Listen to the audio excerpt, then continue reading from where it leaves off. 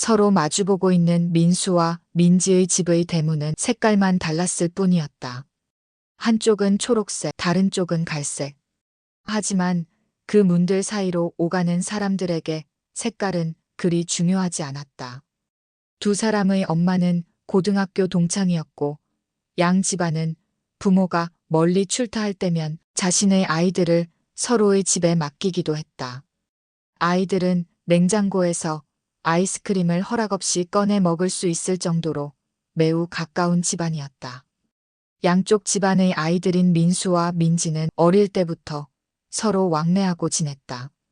민지는 민수보다 2살이 더 많았고 햇살처럼 밝고 활발한 성격이었지만 민수는 민지와는 달리 규칙적인 삶을 사는 모범생 스타일이었다. 어릴 때는 함께 밥을 먹기도 하고 잠을 자기도 했다. 민수는 민지를 자신의 친누나처럼 따랐고 민지는 민수를 친동생처럼 대하였다. 시간이 흘러 고3이 되었다. 민수는 모든 것을 자신의 계획대로 노력하며 이루어갔다. 인류대학에 진학했고 졸업 후엔 전공을 살려 대기업에 취직까지 했다. 반면 민지는 대학 입시에서 실패한 뒤 공부가 싫다며 편의점과 카페, 패스트푸드점에서 알바를 하며 지냈다. 성인이 되어서도 마주보는 집의 위치 때문인지 어릴 때만큼은 아니지만 가끔 남사친, 여사친처럼 만나거나 놀러 다니기도 했다. 민지의 방에는 특별한 무엇인가가 있었다. 화장대 한쪽에 무슨 전시관 같은 소중한 것을 모아둔 공간이 있었다. 이곳에는 민지가 알바로 모은 돈으로 산 명품 화장품들이 보관되어 있었다. 대부분은 한두 번 사용한 흔적만 있을 뿐 거의 그대로였다. 사실 민지는 다른 여자들보다 외모적으로 좀 더 특별했다. 팔등신의 몸매에 큰 눈동자와 오똑한 콧선, 그리고 약간의 두툼한 입술, 마른 몸매에 잘록한 허리, 그 위로 드러난 풍만한 가슴. 약간만 꾸민다면 수많은 남성들의 시선을 붙잡아둘 수 있는 신체적 특징을 갖고 있었다. 그래서인지 명품 화장품을 모으는 민지의 취미는 어쩌면 본능적으로 생겨난 것인지도 모른다. 하지만 천성이 진득히 직장 생활을 하기 힘든 성격인지 한 곳에서 일을 하게 되면 3개월을 넘긴 적이 없었다. 그때 번 돈으로 그 돈을 다 쓸 때까지 집에서 놀며 지내는 그런 성격이었다. 그래도 늘 자신의 소원은 현모양처라며 그렇게 되기를 꿈꾼다고 했다. 한 번은 민수가 민지 누나의 방에 놀러 갔는데 자신이 지금까지 모은 화장품들을 보여주겠다면서 30가지가 넘는 립스틱을 장황하게 늘어놓고 자랑을 하는데 남자로서 민수는 이러한 게 뭐가 다른지 도무지 이해가 되지 않을 뿐이었다. 더구나 화장이란 세수한 뒤 단 몇 초 동안 스킨만 바르면 끝나는 걸로 알고 있는 민수는 10가지 이상의 화장품을 얼굴에 발라야 한다는 민지 누나의 설명을 듣고서는 그 화장하는 시간을 아껴 자기 개발이나 하고 밖에 나가서 일이나 하라고 핀잔을 주곤 했다. 하루는 민수가 회사에 남아서 야근을 하고 있을 때 민지 누나에게서 전화가 왔다. 목소리는 평소처럼 가벼웠지만 하는 말은 뭔가 부탁이 있는 듯한 말투였다. 자기가 지금까지 눈여겨보았던 명품 화장품이 세일을 하는데 오늘이 세일 마지막 날이란다. 그런데 자기에는 돈이 없으니 금방 갚을 테니 100만 원만 빌려달라는 것이었다. 지난번에도 화장품을 산다기에 몇 번 돈을 빌려달라고 해서 빌려주었는데 돌려받기까지 오랜 기간이 걸렸던 적이 있었다. 안 돼. 누나도 알바해서 돈을 벌어서 자기 돈으로 사봐. 계속 빌려달라고 하지 말고. 아니야. 오늘이 세일 마지막 날이야. 꼭 오늘 사야 돼서 그래. 좀 빌려줘. 몇 번의 실랑이 끝에 민수는 결국 빌려주고 말았다. 알았어, 누나. 계좌번호 불러봐. 꼭 한 달 안에 갚아야 해. 알겠지? 그래, 걱정 마. 다음 주부터 알바해서 돈 벌어서 꼭 갚을게. 하지만 약속한 한 달이 지나도 민지 누나는 돈을 갚을 생각이 없는지 알바도 하지 않고 세일로 산 화장품만 책상에 전시해 두고서는 사진을 찍어 자신의 인스타 계정에 올려 사람들의 반응만 즐길 뿐이었다. 돈을 빌려준 지 3달째 되던 날, 민수는 결심하고 퇴근 후 민지 누나의 집을 찾아갔다. 마침 그날따라 퇴근 시간에 비가 쏟아져 비에 흠뻑 젖은 채 민지 누나의 집 앞에서 초인종을 눌렀다. 대문 옆에 붙은 스피커에서 민지 누나의 목소리가 흘러나왔다. 누구세요? 응, 나야, 민수. 민수구나. 어쩐 일이야? 누나, 좀 밖으로 나와봐. 그래, 잠깐만. 밖으로 나오기 위해 금세 옷을 갈아입었는지 민지는 몸매가 훤히 드러나는 흰색 면티에 돌핀 팬츠 반바지를 입고 나왔다. 비가 오네. 잠깐 집 안으로 들어와. 마침 민지 누나의 부모님은 지방에 출타 중이었다. 어릴 때였으면 부모님이 안 계시면 민수네 집에 와서 잠을 잤겠지만 이제는 성인이 되어서 그냥 혼자 집에서 지낼 수 있었다. 어쩐 일이야, 민수야? 민지는 민수가 왜 왔는지 알고 있었지만 일부러 내색을 하지 않았다. 응, 누나가 돈을 갚기로 한 날짜가 벌써 1달이 지났는데 아직 아무런 얘기가 없어서. 어떻게 할래? 언제까지 돈을 갚을 수 있는지 확실하게 말해줘. 민수야, 조금만 더 기다려줄래? 내가 지금 알바 자리 찾고 있으니 곧 일하게 될 거야. 그러면 꼭 갚을 수 있어. 알겠지? 이러한 민지의 대답은 민수에게서 돈을 빌리고는 갚을 때가 되면 늘 해왔던 레파토리였다. 이러한 민지의 레파토리를 뻔히 알고 있던 민수는 안 돼. 지금 당장 갚어? 언제 일자리를 구할지 알 수도 없는데 언제까지 기다리라고. 당장 누나 엄마한테 전화해서 엄마한테 돈을 빌려서라고 갚으라고. 돈 갚을 때까지 진짜로 이 방에서 한 발자국도 안 나갈 거야. 사실 민지의 부모님도 민지가 이렇게 살아가는 모습을 보며 다 큰 사람이 사회생활이라도 해서 자기 앞가름이라도 하길 바랬다. 민지의 부모님은 큰 사업체를 운영하고 있어서 생활이 넉넉한 편이었지만 민지의 이러한 습관이 고쳐지기를 바랬기 때문에 민지에게 경제적으로 지원을 하지 않고 있었던 것이었다.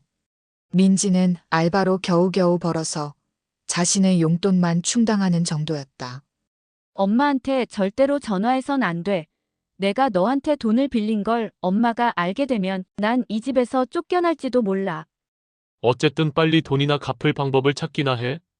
민지는 잠깐 뭔가 생각을 한 듯 목소리를 가다듬어 민수에게 말했다. 민수야. 근데 이렇게 비 맞은 옷을 입은 채 계속 있으면 감기 들어. 잠깐만 있어봐. 내가 갈아입을 옷을 가져올게. 화장실에 가서 따뜻한 물로 몸부터 씻고 갈아입어. 민지는 민수가 갈아입을 옷을 가지러 옷방으로 간 사이 민수는 거실로 나와서 화장실 앞에 서서 비에 젖은 옷을 하나 둘씩 벗기 시작했다. 양복과 와이셔츠 그리고 양말을 벗고 민지가 옷을 가져오기를 기다리고 있었다. 나머지는 화장실에 들어가서 샤워할 때 벗으려고 했다. 민수는 민지 누나네 집에서 샤워한다는 것은 자기 집에서 샤워하는 것처럼 익숙하게 생각했다. 어릴 때부터 늘상 그래왔던 것처럼. 여기 있어. 이건 면티와 반바지이고, 그리고 마침 속옷도 새 것이 있어서 가져왔어. 샤워하고 갈아입어. 그래, 고마워. 민수는 민지 누나가 건네주는 옷을 받아들고는 화장실로 들어가 샤워를 하기 시작했다. 민수의 옷 벗는 소리와 쏟아지는 샤워기의 물소리는 바깥의 비소리와 어울려 민지의 집안에 묘한 분위기를 만들고 있었다.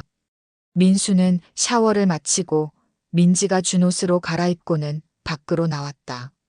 민지가 가져다 준 팬티와 반바지만 입고는 아직 윗옷은 입지 않은 상태였다. 아마도 등이 묻은 물기가 다 마르기를 기다리는 것 같았다. 화장실 밖으로 나오는 민수를 본 민지의 얼굴은 점점 상기되듯 불그레해지기 시작했다. 민지의 눈은 약간 멍한 것 같이 보였고 뭔가를 몸으로 느끼면서 상상하고 있는 듯한 얼굴이었다. 화장실 앞에 놓은 발매트에서 물기 묻은 발을 닦느라 뒤로 돌아서 있는 민수의 어깨와 등에 있는 선명한 등 근육을 보고서는 뭔가를 느끼기 시작했는지 발그레한 얼굴로 약간은 정신이 멍한 상태로 보였다.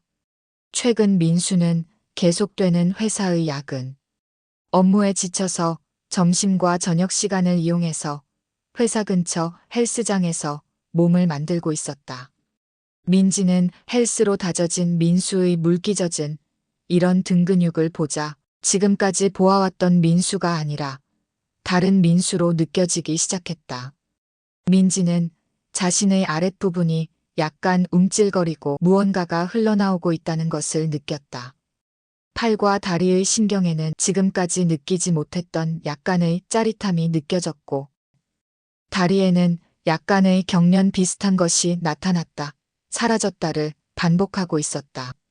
민지는 이러한 자신의 감정의 변화를 민수에게 들키지 않으려느냐 민수 몰래 살짝 자신의 방으로 들어갔다. 민수가 몸을 말리고 윗옷을 입는 동안 옅게 화장을 하려고 했다. 지금까지 혼자서 집안에서만 뒹굴고 밖으로 나갈 필요가 없어서 화장을 하지 않고 있었는데 갑자기 민지에게 어떤 심경의 변화가 있었던 것일까? 민수가 알아채지 못하도록 민지는 서둘러 약간의 로션과 립스틱을 발랐다. 평소에 아껴두었던 향수도 자신의 목에다가 연하게 묻혔다. 그리고 방 안의 허공에다가도 살짝 향수를 뿌렸다. 입고 있던 흰 면티도 벗어내고 손을 올리면 약간의 배꼽이 보일 정도로 짧고 좀 더 가슴의 곡선을 드러낼 수 있는 옷으로 갈아입었다. 누나, 어딨어? 여기, 방에 있어. 어렸을 때 무더운 여름날에 민지 누나 집에 놀러 올 때면 가끔은 우통을 벗고 등목을 했던 터라. 민수는 아무런 의미 없이 웃옷을 입지 않은 채 민지의 방문을 열고 안으로 들어와 민지의 침대에 걸터 앉았다.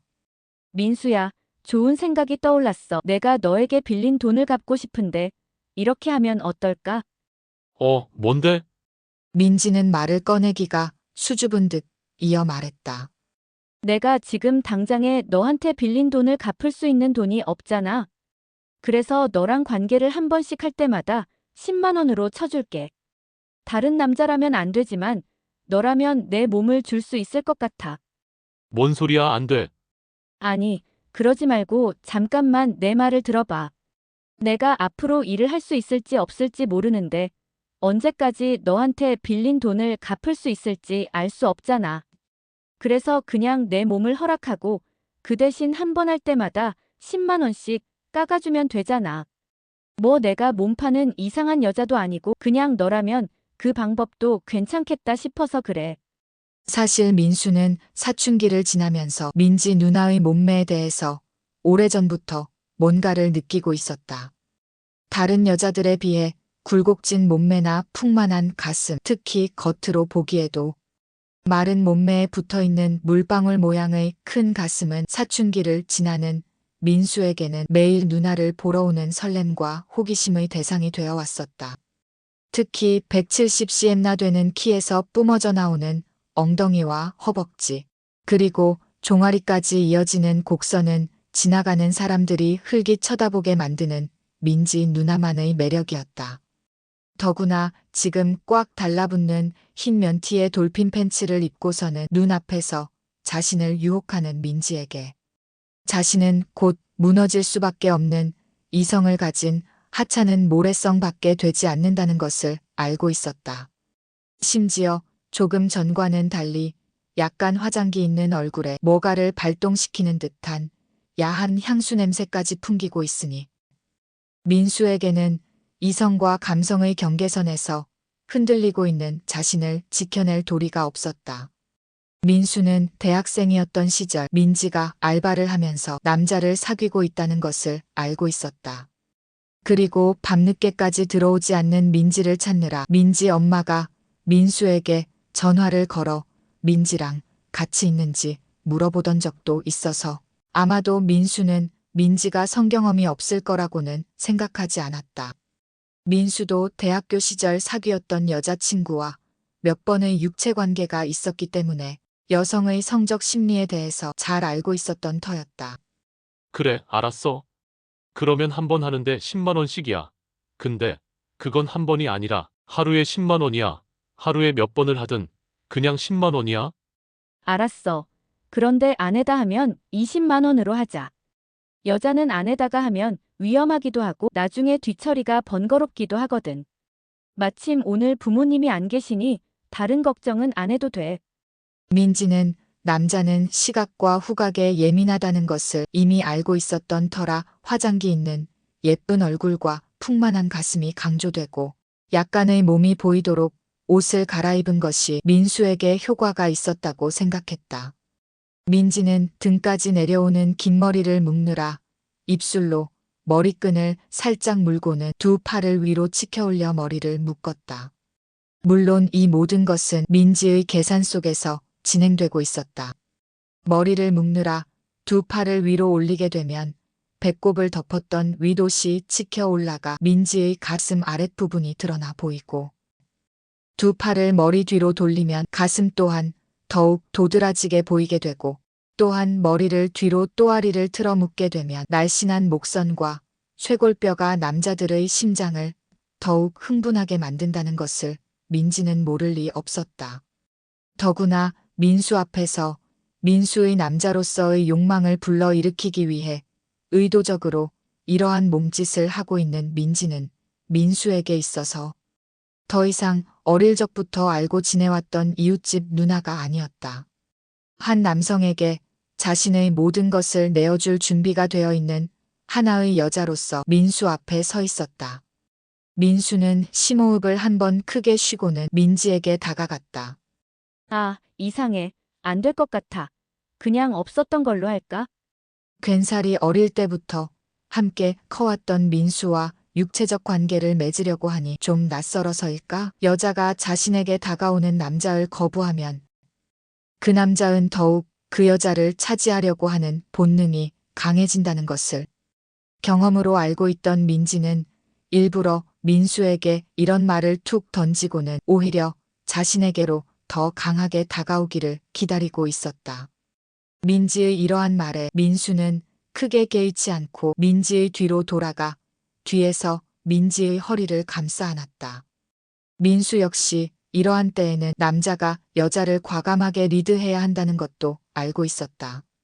민지의 뒤에서 허리를 감싸고 있던 민수는 왼손을 좀 더 아래로 내려 민지의 돌핀 팬츠 속으로 가져갔다. 그 순간 민지는 약간 멈칫거리더니 민수의 손목을 꽉 움켜쥐고는 더 이상 아래로 내려가지 말라는 듯 힘을 주었다. 자기를 방어하려는 여자의 본능이라는 것을 민수는 모를 리가 없었다.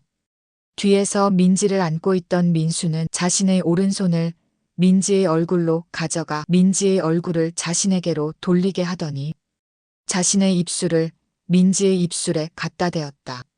민지의 얼굴에는 조금 전에 발랐던 연한 화장품 냄새가 배어 있었다. 처음에는 입술만 댄 것이 나중에는 입술 속에 있던 그것도 함께 민지의 입술 속으로 들어갔다. 한참 동안 그렇게 하더니 점점 민수의 그것은 민지의 얼굴과 목을 지나 아래쪽으로 스치듯 내려오고 있었다. 귓불을 지나고 목선을 타고 내려와 민지의 목에 한참 머물며 민지가 반응하는 것을 느끼고 있었다. 민지의 몸 어느 부위가 감각에 예민한지 알고 싶어서였다. 둘은 한참을 서 있는 채 서로에게 몸을 맡기고 있었다. 사춘기 때 슬쩍슬쩍 훔쳐보기만 했던 그것을 이제는 직접 눈으로 보고 만지게 되었다. 그 느낌의 부드러움은 이루 말할 수 없을 정도였다. 몇 년 전 자신의 여친 것과는 비교가 안 될 정도였다. 민수는 이런 것을 만져볼 수 있다는 것만으로도 자신에게는 기적과도 같은 일이 일어났다고 생각했다. 민지는 처음으로 느껴보는 설렘과 야릇한 긴장감에 몸과 마음이 흔들렸다. 눈을 감으며 그러한 느낌을 받아들이는 순간 그녀의 표정에는 새로운 경험에서 생겨나는 떨림이 자신을 감싸고 있다는 것을 알았다. 두 사람은 더 이상 과거의 이웃사촌이 아니었다. 서로에게 마음을 열고 천천히, 그러나 깊이 있게 두 개의 것들이 하나가 되는 시간을 만들어가고 있었다. 민수는 자신의 몸으로 민지의 몸을 스쳐가는 동안 몇 번에 걸쳐 민지의 몸이 움찔거리고 있다는 것을 느꼈다. 여자의 몸이 이렇게 움찔거린다는 것은 이제는 자신을 거부하지 않고 받아들이겠다는 일종의 본능적인 신호였다. 민지의 두 눈은 이미 감겨 있었다. 눈이 감겨 있다는 것은 여자의 몸이 이성을 잠재우고 있고 더 이상 거부하지 않고 오히려 더 진전이 이루어지기를 원한다는 표현이었다. 민지의 눈가에는 약간의 눈물이 맺혀 있었다. 슬픔의 눈물일까? 기쁨의 눈물일까? 그건 슬픔도 기쁨도 아니었다. 지금껏 자신이 한 번도 느껴보지 못했던 어떠한 쾌감으로 인한 느낌 때문이었다. 민지에게는 더 이상 거부할 만한 아무런 본능도 남아있지 않았다. 얼마의 시간이 흘렀을까? 민지가 나지막히 말했다. 오늘은 안전한 날이라 몸 안에다 해도 돼. 그래, 알았어. 그 첫날은 3번에 걸쳐 민수의 몸 안에 있던 것으로 민지의 몸이 채워졌다. 민지의 부모님이 지방 출장으로 며칠 더 집을 비우는 동안 민지는 닷새를 연속해서 민수를 집으로 불러들였다. 그 마지막 날에는 아예 민수는 민지의 집에서 밤을 보내고 다음 날 민지의 집에서 회사로 출근하기까지 했다. 이제 갚을 빚이 없지. 그치? 알았어. 없어, 이제. 민지는 더 이상 갚아야 할 빚에서 벗어났다는 점에서 홀가분했다. 하지만 민수는 더 이상 그렇게 멋있고 예쁘고 아름다웠던 몸매를 더 이상 볼 수도 관계를 할 수도 없다는 점에서 많이 아쉬워했다. 그 둘 사이의 선은 여기까지였다. 갚으라고 재촉하는 것도 조금만 더 기다려달라는 변명도 이제는 어디론가 사라져버렸다. 이제는 각자가 지내는 곳으로, 민수는 회사로, 민지는 여전히 자신의 방 안으로 돌아가 각자의 자리에서 살아갔다. 여보, 내일은 재활용 쓰레기 버리는 날이니까 이따가 퇴근한 후에 좀 버려줘요. 응, 알았어. 회사 잘 다녀와요. 아가야. 아빠, 회사 가신다. 가서 뽀뽀해 드려야지. 아이고, 우리 애기. 누굴 닮아서 이리 이쁘지? 민수는 어느덧 한 아이의 아빠가 되어 있었다. 물론 한 여자의 남편이 되었기도 했다. 몇 년 전 그 일만 없었다면 민수는 여전히 집과 회사를 쳇바퀴 돌며 바쁜 삶을 살고 있었을 것이다. 그때 오늘은 안전한 날이니까 아내다가 해도 돼 라는 말만 믿지 않았더라도 그날 민지의 그 모든 말이나 행동은 모두 계획 속에서 이루어진 것들이었다. 돈을 빌리는 것도, 돈을 갚지 않는 것도, 돈을 몸으로 갚는다는 것도, 집을 비우기 위해 부모님을 해외여행을 가게 해놓고서는 출장 갔다고 둘러댄 것도, 비에 흠뻑 젖은 채 초인종을 누르는 민수를 맞으러 나갈 때 입던 흰 면티와 돌핀 팬츠도, 심지어 민수를 유혹한 모든 과정, 특히 임신이 가능한 가임기인데도 안전한 날이라고 속인 것도 모든 것이 자신의 의미 없는 삶을 청산하고 민수와 새로운 가정을 갖기 위한 민지의 의도된 계획이었던 것이었다. 민수와 관계를 가진 지 한 달 남짓 지나서 생리를 하지 않게 되자 민지는 자신이 임신을 했다는 사실을 알게 되었다. 민지는 이 사실을 그녀의 엄마에게 털어놨고 민지의 엄마는 오히려 잘 되었다고 기뻐하였다. 사실 민수 정도면 괜찮은 사윗감이라고 이전부터 생각하고 있었지만 자신의 딸의 처지가 좀 그래서 친구인 민수 엄마에게 선뜻 말을 꺼내기가 어려웠던 것이었다. 민지의 임신으로 인해 두 사람의 결혼식은 서둘러 치러졌고 얼마 지나지 않아 엄마를 닮은 예쁜 딸이 태어났다. 민지도 이제 엄마가 되자 정신을 차렸는지 그동안 모아온 명품 화장품들을 하나 둘 팔기 시작했다. 그것도 꽤 큰 돈이 되었다. 이제는 살림도 제법 잘한다. 요리도 자기 엄마를 닮았는지 솜씨가 좋다. 회사에서 민수는 어떻게 그렇게 멋있고 이쁜 부인을 얻었느냐고 모든 남자 직원들이 부러워한다. 민지는 임신을 한 것을 안 뒤로는 이제는 민수를 민수라 부르지 않고 민수씨라 불렀다. 결혼을 한 뒤로 신혼여행을 가서는 먼저 여보라 부르기 시작했다. 민수는 회사에서는 아내에게 큰소리 떵떵거리는 남편이라 둘러대지만 집에만 돌아오면 여전히 그 누나를 여왕처럼 극진히 모시고 산다. 그렇게 이제 민지는 드디어 자신의 꿈인 현모양처가 되었다. 은은한 조명, 침대와 가구, 벽에는 액자들이, 장식장에는 많은 화장품들이 있는 여성의 방.